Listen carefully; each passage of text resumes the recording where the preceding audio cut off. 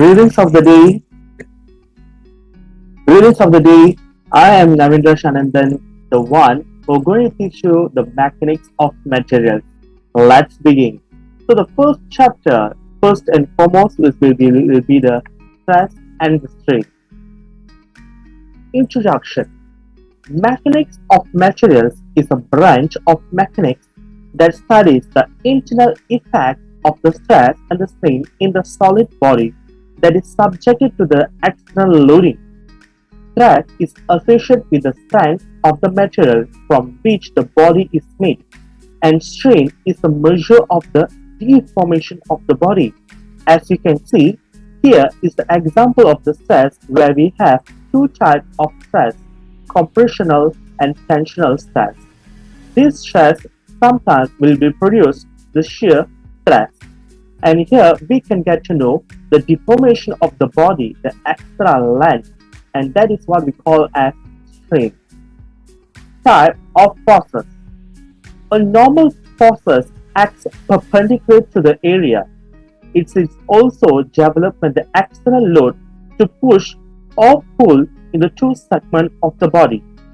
As we see, this object or the force, the normal force, is act on an object in perpendicularly, which means it's 90 degree in this state of condition. And here the segment are push or pull. A pulling is caused tension and a push or compress will be caused as compression. What is shear force? Shear force is a lie in the plane of the area. It is developed when the external load tend to cause the two segments of the body to the slide. Here how they show you the shear force. And shear force also based on the reaction or the load type on any beam or column. Type of forces continues. There is torsion moment, which is where a body or structure with its torsion, where the external load tend to twist one segments of the body with respect to each other. It either can be twisted in the clockwise or anti-clockwise. Further moving on that, bending moment.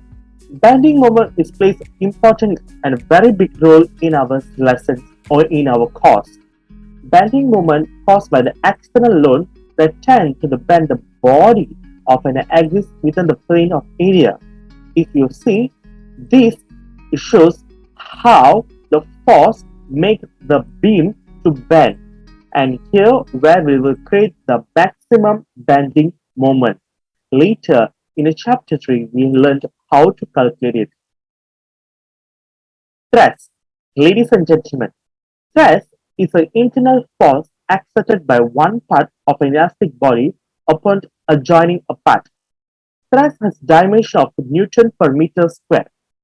Generally, there are 6 independent components of stress each point, which can calculate using a matrix format. Type of stress. Normal stress or uniaxial stress is a stress distributed over the entire cross section. So it's covered all over the cross section. Normally, this stress includes the tensile and compressive stress, where the formula is sigma equals to force over area. Second is the shear stress. Shear stress, the symbol we call as the tau. The tau results when the force of the ten makes part of the body or one side of the plane slide past the other.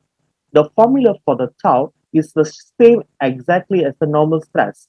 Is it the force over the area? Type of stress and shear stress.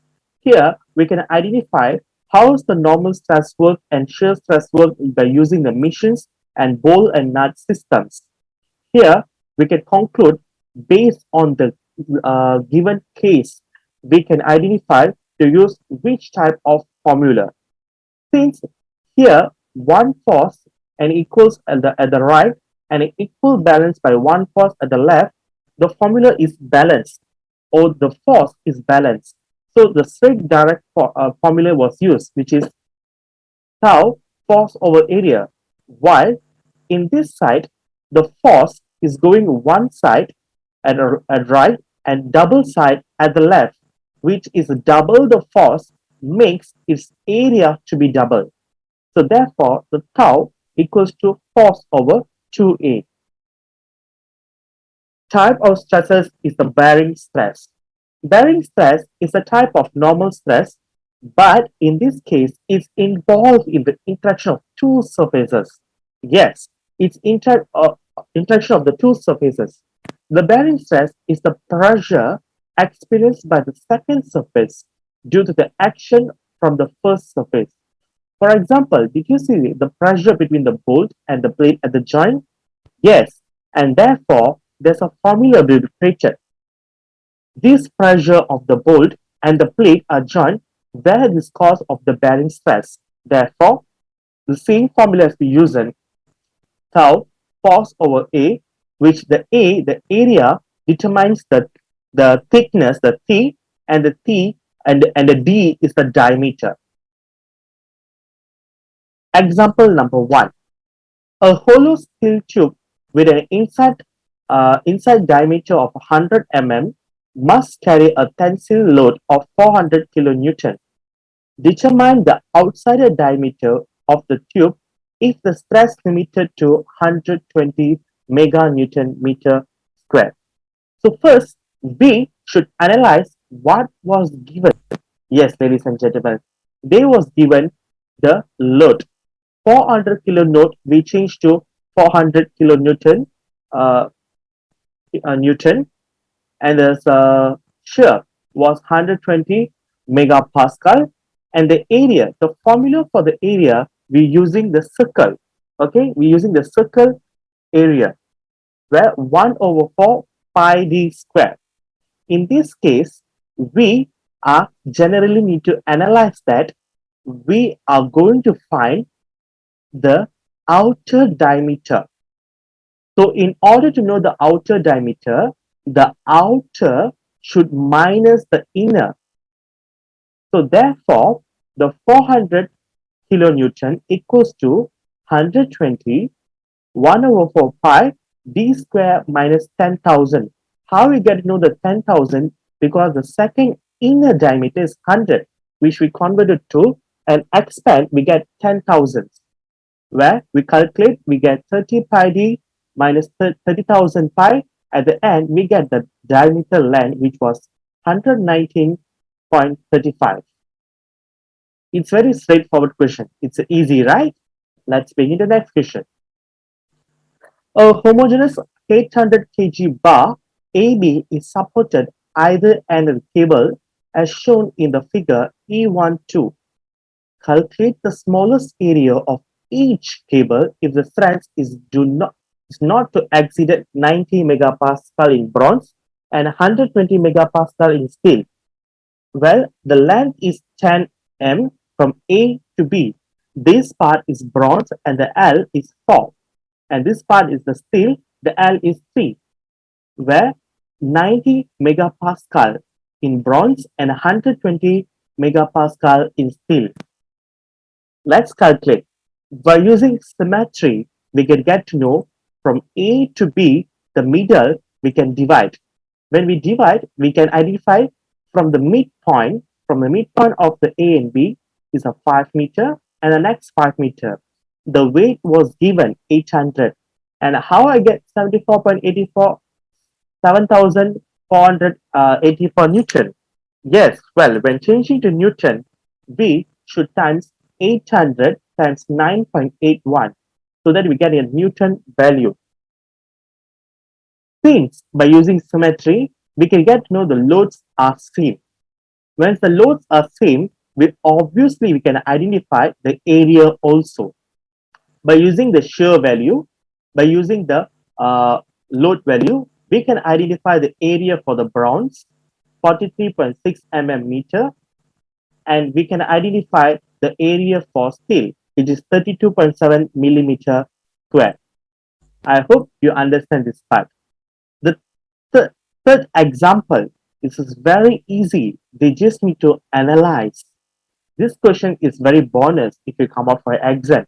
Trust me, it's a bonus question. An aluminum rod is rigidly attached between a steel rod and a bronze rod as shown in figure E13. Axial loads are applied to the position indicated. Find the maximum value of P that is not exit a steel in the steel of 140 megapascal, in aluminum of 90 megapascal, or in the bronze of 100 megapascal. But if you analyze carefully, they given the shear, they given the area, okay, the loads are representing as, if you see carefully, there is left side of 4p, which means 4 times. It is left side to 2p, and it's right side of 1p, one load. So how are we going to balance it? Yes, we're using the equilibrium of the balance. Yes, process of equilibrium. Where we should balance it by using the same symbol and same area, but in an opposite way. That's the very big cue. Now you'll be understand. First, I'll focus on D part. I make a cross section so that everyone can understood. Okay, this is my original diagram where this is my first part, second part, and the third part we have seen in the diagram. First, first I just take the D. D, we have left side going of 2P, 2 load. So in order to go left side 2P, I should balance it by giving a right side 2P. So therefore, I draw an arrow to show that it's 2P is equals to the 2P. It's a equilibrium. Understood here? Second, I took the C part, the middle box or the middle substance, where when I take it until this section, D also include here. So what will happen? So 2P and P comes together. When 2P going on the left side, 1P going on the right side, so how many we need more to balance? And which side? We need 1P more to balance our right side. So this P and this P makes us 2P to the right and equaled by 2P at the left. So it's balanced. When we take the last section, the A, and I bring it out. When I bring it out, I bring it together with my 2P, P, and 4P. When see here, my left side going 2P, my right side 1P, my left side again 4P. So how much I need to give right side? So let's count. 2P plus 4P is equals to 6P to the left. 6P to the left. But 1P is equals to right. So I need to give more to right, right? How many? Yes, you are right. We need to give 5P. Okay? It's very basic similar properties that you should understand the forces of equilibrium, the balance force of right and left. By identifying this, you can solve this question if value was given. Okay? This is a bonus question I was telling. I hope you understand my class. See you in the part 2, chapter 1.